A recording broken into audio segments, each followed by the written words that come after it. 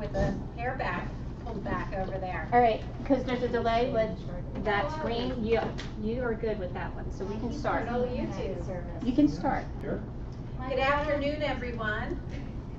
Welcome to the Government Relations and Communications Committee meeting for Tuesday, February 20th. I want to welcome everybody here. Sarah Dunn, Chuck Madden, Amy McNally. Here comes our student representative, Jack Hughes. And our administrative liaison, Mr. Michael Petiti, who will start us off with some administrative remarks. Yes, good afternoon, everyone.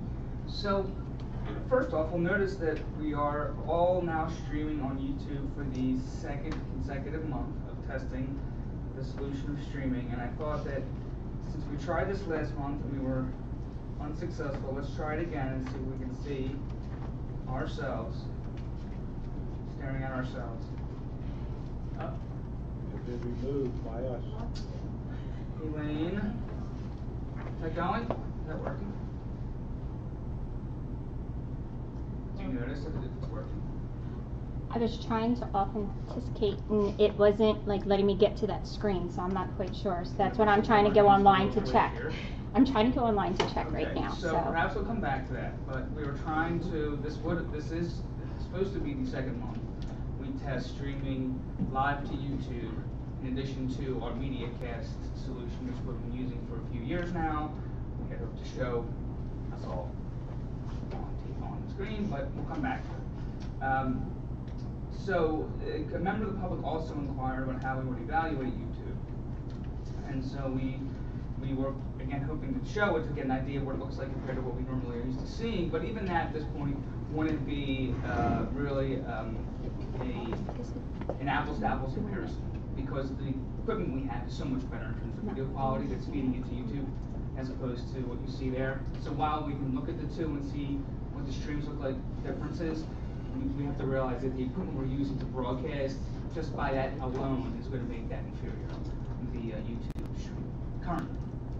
That's part of our review. Do we get equipment to improve that? So next we'll move on. I'll come back to that. Hopefully we can check it out later on tonight or today. There's also some discussion or questions about the Comcast audit. Looking for some more information around that. So, as I mentioned in meetings in the past, this has been going on for almost a year and a half now, working with Comcast to try to get some money into our TV studio from Comcast as a educational access channel that Comcast provides. It looks like my most recent communication from the attorney that's representing the Township in seeking these Comcast from January 17th. Looks like they are, quote, in the process of responses to Comcast based on some questions that they raised, breathe support of our request. It appears now that they've had a policy change which occurred in the past couple years, where now they plan to pass through the grant money, whatever they do provide to us, to subscribers. And that obviously adds a wrinkle now to this whole situation, because initially it was going to be, and this could be a topic for another time, initially it was going to be, as far as we understood, money coming from Comcast, no impact on subscribers. Now it appears that Comcast is looking to pass along whatever monies they would give us as an educational access channel to run our programming onto subscribers. And that would obviously impact how Radnor Township deals with this situation, and it's a pretty large wrinkle in a 2-year process here. So, again, this could be something for another time, but there was a question about where we are, and I guess the basic answer is it's complicated, or it's complex. Isn't that the name of a movie? It's complicated? I think it is. So I could just say for all of our responses. Okay, the last thing is about the budget. Governor Wolf released his proposed 18-19 state budget on Tuesday, February 6th. It includes an additional $100 million for K-12 funding and an additional $20 million for special education funding. We're likely to hear more about this from the Finance Committee in their upcoming meetings. Okay, terrific. Thank you. We're live. Are we? Yes. Thank you very much. Are we sure? Yes. Okay, let's see. Oh. Almost. We're live in spirit, if not What do I gotta find? actuality. Yeah, just search for test RTSD works. Just, There we go. There you I go. see it now. No. There it is. Everybody wave. it's like a 10 to 12 second delay. That's good in So case. we figured out. Yeah, it's good in case we get Make carried so many away. squares. There's no button. So there you have it. So, exactly, there you have it. This is what YouTube looks like versus what we're all used to on MediaCast, so. In its current iteration, In its as current we currently iteration. have it set up. That's bound to improve as we keep testing. Okay, so lots to process there, and I do think we should come back to, Mike. I'm sorry, I've been yammering away, no one heard me except for poor Chuck. Anyway, thank you for your administrative remarks, and lots to process there because getting a glimpse of what we look like on YouTube versus MediaCast, I think is important in our deliberations going forward, and also the Comcast audit. That is complex and complicated, and I do think maybe we want to talk about taking a little deeper dive into what exactly the implications of that are.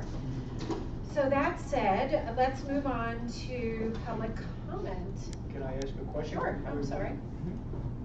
I guess my question would be, part of the upgrade would be to provide cameras that we could put in here. Would Comcast come in and look at where we're broadcasting from and say, this is what we need to be successful? Yes, so in October of 2016, we had communication professionals come in on, I guess, the Township side to look at our buildings, to look at the Okay. TVC, to look at this room, Right. and come up with recommendations on upgrades. All right. And then propose those to Comcast. Okay. And that's kind of what we're still waiting on, is their response to that. From the 2016 questions? Yes. And since that time, they changed the law? Since that time, it appears they've changed their policy. They changed their policy, so it's, okay, gotcha. So bring this forward. Does anybody else have any questions on the administrative remarks before we move on to public comment? You want to think about it for a little while. Sounds like a plan. Okay, let's move on to public comment then. Do we have any public commenters today? I think most of it is covered. Good afternoon, Mrs. Spurtle. Good afternoon, Cindy Spurtle, Wayne. I think Michael probably, Mr. Petit probably covered everything. And I got here a little late, so the YouTube beta test question is answered because now you're up and running. Did I understand you correctly that Comcast has totally changed so that subscribers to Comcast are going to get whatever dollars they're supposed to go to the school district? Is that the way you explained it? Trying to go directly to the consumer? I think we're gonna, can we revisit that next time? Let's leave that as a question. We don't want to risk. And then one other quick question on the communication survey. After, the last meeting we had was after your review plan, but I didn't notice that there were any comments on whether there were any changes to the timing on when it's going to, it was due to come out on April 13th. Is that still the case to the public? Thank you. Great, thank you very much. Any other public comment? Spend anything or just the communication stuff? And anything having to do with the Government Relations Oh. Communications Committee? Sure. Welcome. Just state your name. My name's Mike Manzi. I live in Newtown Square. My kids go to Itham. I emailed the board, I guess a few weeks ago, about the Senate Bill 76. And I don't know if this is the correct forum, but I was invited to attend this meeting. I'm just curious what kind of the board is doing as far as whether working with Harrisburg, or one of my major concerns about the whole topic is that there's very little awareness across kind of the parents and Radnor Township residents. Well, welcome, Mr. Manzi. Very happy that you came out to speak to us today. And our protocol is typically that we will take in the board comments and questions and then respond at our next meeting to them, so as not to take up meeting time. But I think we have a lot of information to give you, so stay tuned. We can certainly communicate by email, and you will get an official response from this committee at the next meeting. So we really appreciate your coming forward and expressing that. hope to stick around for the rest of the meeting and learn a thing or two that we have on tap, and we will be back in touch with you in multiple ways going forward. Okay. Sound good? Since I do have like a 40-second commercial, okay, there's nothing happening at this particular point. It was a strategy that was passed. It needs a companion legislation that would go along with it. That's nowhere to be seen at this particular point. And we will further, you know, upload some information to you about it. But right now, it's basically nowhere. Okay. Thank you. Thank you. Any other public comments? Seeing none, let's move into our first, let's move to the approval of minutes. Has everybody had a chance to take a look at the minutes? And they look good to everybody? Okay, minutes approved. And now let's move into our agenda items. We have two. The first one is Mr. Patini is going to run through what he's working on, which is an evaluation of video services in our school district. Yes, so you remember, hopefully last meeting, we looked at this chart initially to get some grounding in how we're going to evaluate the video services in the school district, and these were going to kind of be our guiding 4 areas to investigate. Thought it would be helpful to specifically identify the sources of the video and the platforms that will be included in the review that would fall into those 4 broader categories. And you can see them on the screen here. These include curriculum, they include online video, and they include traditional television. And they also include an examination of the club, the Red TV Club, and whether or not it's meeting the needs of students in the age we live in with advanced video and mobile video and et cetera. So it's going to be quite an undertaking. I think going to be a worthy one when we get to the end. Went through the goals with the principals at the high school, as well as the TV studio and the teacher who teaches a video production class on the 12th for this study. And we kind of toyed with some ideas of how to get started, and we also talked about something we can implement relatively quickly, just to kind of do some improvements off the bat. And one of those, I'm happy to show, is a schedule, a better advertised schedule, I like to believe, around these meetings and when they air. So here's a picture of a slide on the television station, just advertising what we're doing with meetings now. We're going to have a meeting marathon, trying it out, starting at Sundays at 6 a.m. And you could just settle in all day long and start with your eggs and follow up with a chicken sandwich, and then have dinner watching meetings all day long, if you're into that kind of thing. We also wanted to make sure that there's specific times advertised for meetings generally. So here is a slide showing that where you can see all meetings online. And I can find the last one. Here's one advertising just facilities on Mondays at 6 and 6. So the goal here really is just to kind of do baby steps with at least the committee meetings. That was Nikki Cron's. It's like KYW. Right. I love that. I think that's catchy. So there's, I think she said, I was asking her how she's implementing it. I think she said there's an on at 6 across the week for all the meetings, Wednesday, Thursday, etc. So just again, some steps in the direction of improving the channels, programming, organization, scheduling. Any questions about that? Because I'm going to move on to the AR. No, I think it's done a great job already. Thank you for showing us a sample. Sure. And now the communications policy administrative regulation. When we look back, we want to put some background on where this started. So we began working on this in November 2016, and our goal was to complete this communications AR administrative regulation, say by September 2017. And then upon the publication of the administrative regulation, we rescind 3 policies. So overall, the goal was to create a communications policy that was more of an overview.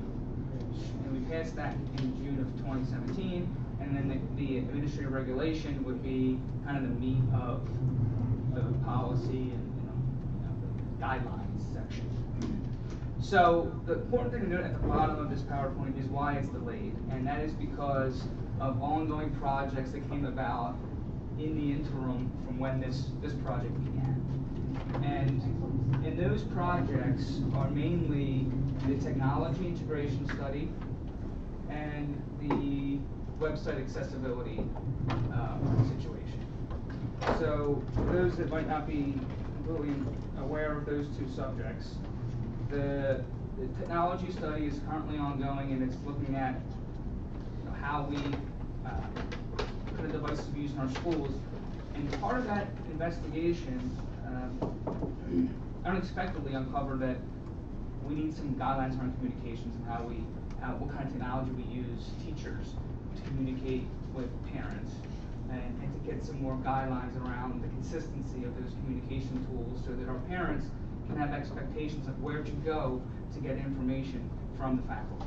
And that doesn't mean that the faculty can't use supplemental ways to communicate with parents, but we do need to have certain protocols where if you want to communicate with your class, when we want you to use about district-related information, we want you to use Schoology or School Messenger or the district email system, so that parents can come to expect 3 or 4 sources and not have to feel consumed with following so many different outlets for information. Because we have heard that from the communication survey that we conducted last spring.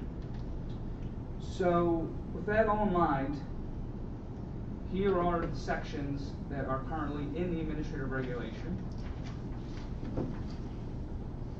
You'll see that the one that is most impacted by what I was just discussing is the methods of communication to district families, so the 4th bullet down, and website, which is the 6th bullet from the bottom. So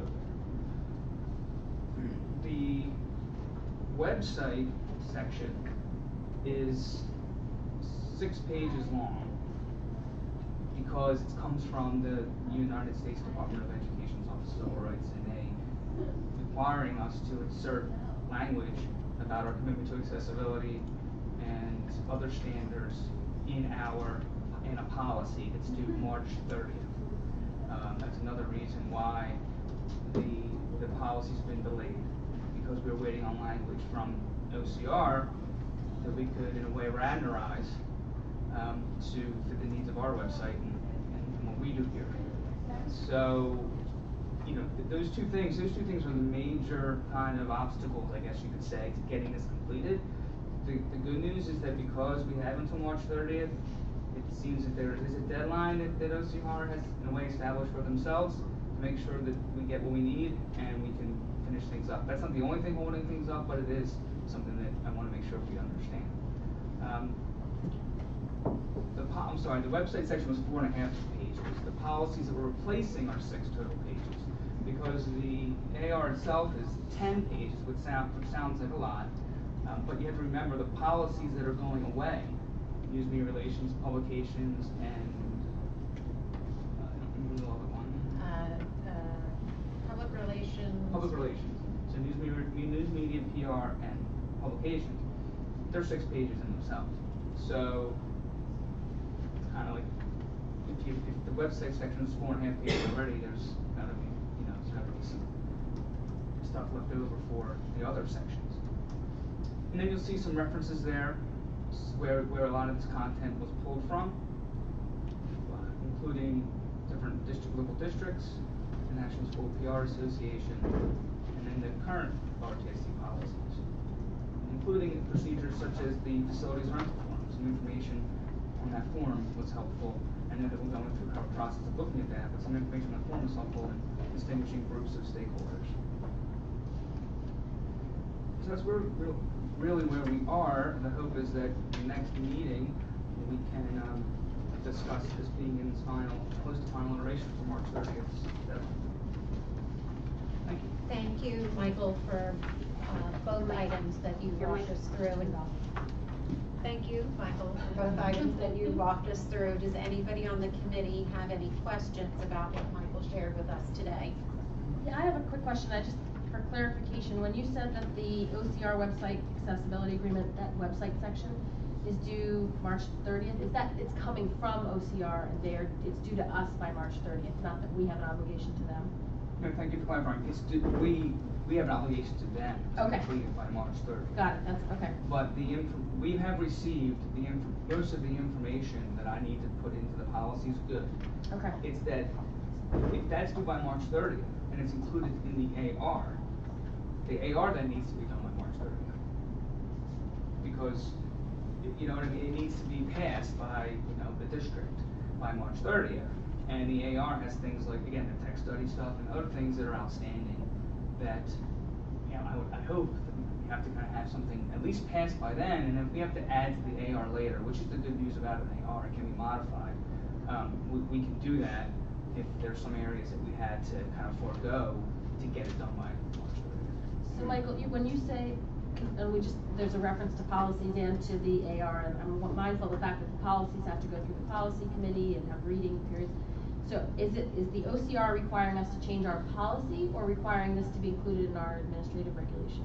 I clarified with our solicitor that as long as it's included in an AR, it's considered as part of our policy, our OCR.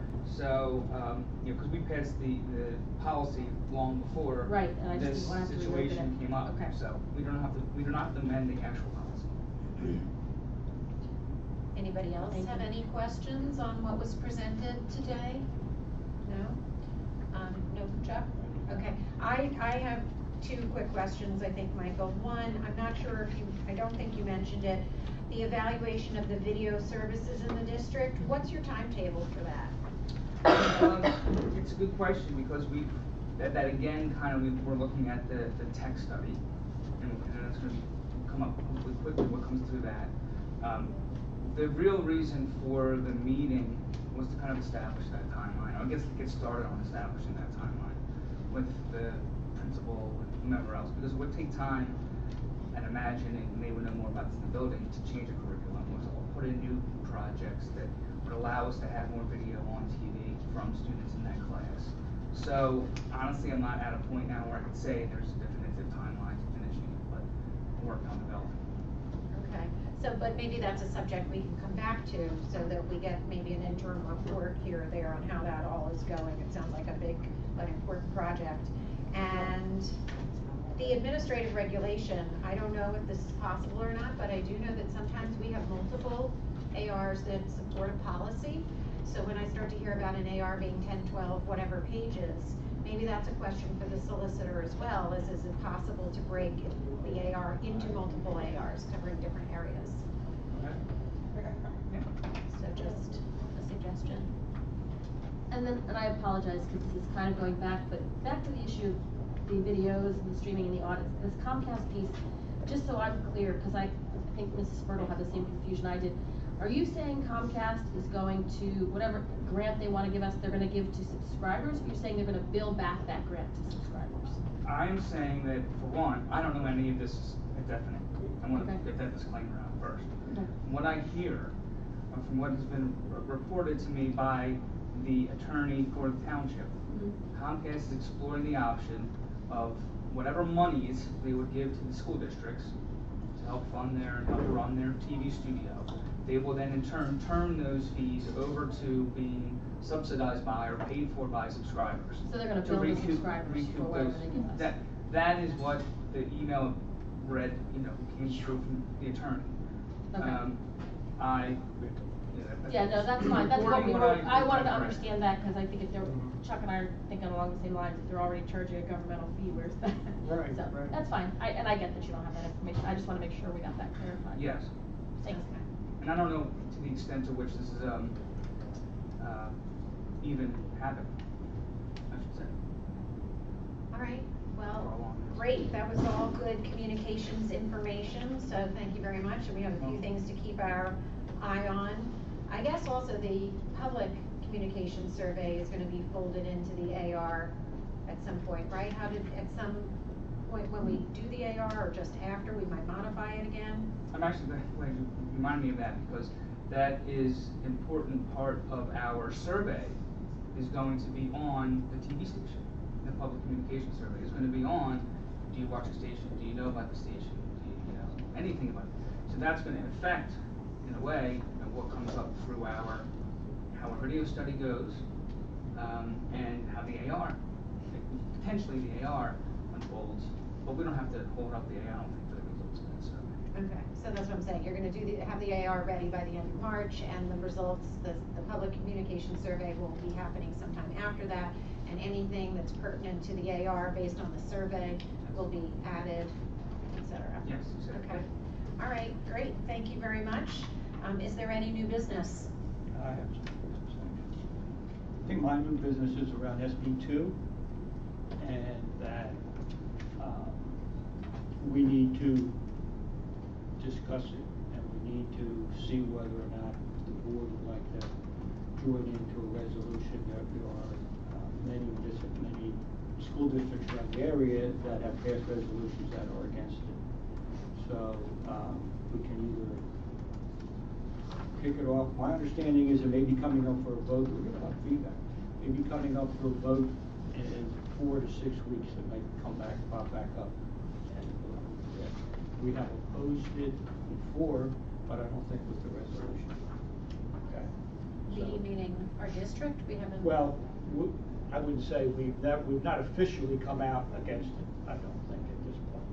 So that Senate would be Bill 2 is a new piece of legislation. It's the voucher piece. Right. I mean, we've come out against it. Vouchers have been around for quite a long time, so we've had state comments. I'm talking about years that we've been here.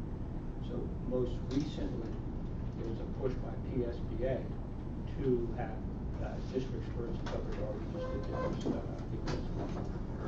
So if it comes out in the next 4 to 6 weeks, we hopefully will have either an opportunity to address it here, because there are sample resolutions that are out there, so maybe we can put that on the discussion for our this next week. I also believe that we have to extend our meeting times, because this is not an effective way to have a government relations meeting within a half an hour, because there's a lot of things that could be discussed that we're not going to be able to get to. Okay. That's my opinion. Yeah, no, all feedback is valuable. I think with Senate Bill 2, there's been some conversation perhaps of having, Michael, did you talk to Mr. Batchelor about that? I think the subject of the shorter meetings and the Senate Bill 2, there was some discussion about, is there a way we can make this committee, even if with the shorter meetings, efficient and effective by hosting kind of information sessions? An information session on Senate Bill 2, perhaps, where these are ideas that we're thinking about, perhaps having someone come in and explain what it is to people, so we can at least get some information out about it. To the gentleman's point about, the public not really maybe knowing about SB 76, that might be helpful too, but other than, I'm not, regarding the shorter meetings, that's a discussion we have to have. Right, I wasn't asking you about the short meeting, yes, but I would be open to having a work session where we bring people in. We talked about bringing Larry in from Howard, we bring him in, bring us up to speed, and at that point Larry knows more about this Act 76 that had passed by, and we could throw some of that stuff in that the people want to hear about. So yes, I you could have like dedicated kind of events that just focus on that, to mitigate that short time. Okay. Okay, so just in the interest of time, and we want to get our final public comment, and I just want to correct one thing, and that is that Senate Bill 76 is something, and we'll go into this for Mr. Manzi's benefit offline, but we did do quite an extensive campaign, as I recall, online with the support of our communications department about Senate Bill 76 that was disseminated all over the district. So we, because you said we hadn't, I just wanted to correct that, we have. And we'll go into more detail, as we said, at next month's meeting and follow up with Mr. Manzi as well personally. So with that said, let's move to our final public comment. Is there anybody who has a comment? No. Okay, well then, meeting is adjourned until March's meeting, so thank you all for coming.